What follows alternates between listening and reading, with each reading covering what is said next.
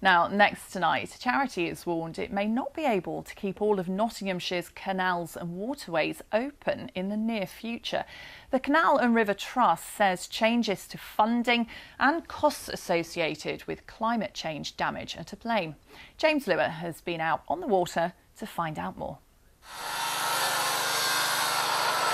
Vital repairs are underway, but could this become more tricky to do in the near future? So as you can see behind me, there is plenty of work going on near Beeston Lock. These two gentlemen behind me repairing some of the damage along this part of the canal.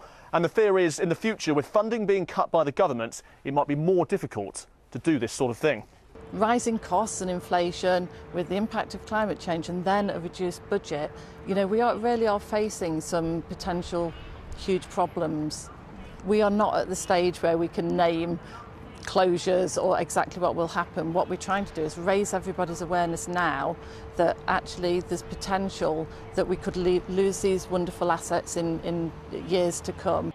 A government spokesperson has told the BBC the Canal and River Trust receive an annual grant of over £52.5 million to support their maintenance and development. They say the funding was always agreed to run to 2027 and not beyond.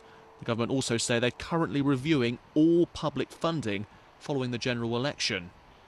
Dean and Andy are boat owners and regularly use the waterway in Newark. They tell me it's a vital and popular part of the community they live in, and they're worried about its future.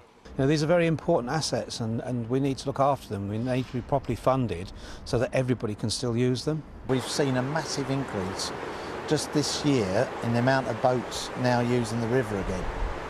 So, this place here, it becomes like the Riviera sometimes in the summer. As for the future, those who care passionately about rivers and canals where they live are being asked to become a volunteer if they can and be part of the continued effort to keep the joy of canals well and truly alive. James Lewis, BBC East Midlands Today, Nottinghamshire.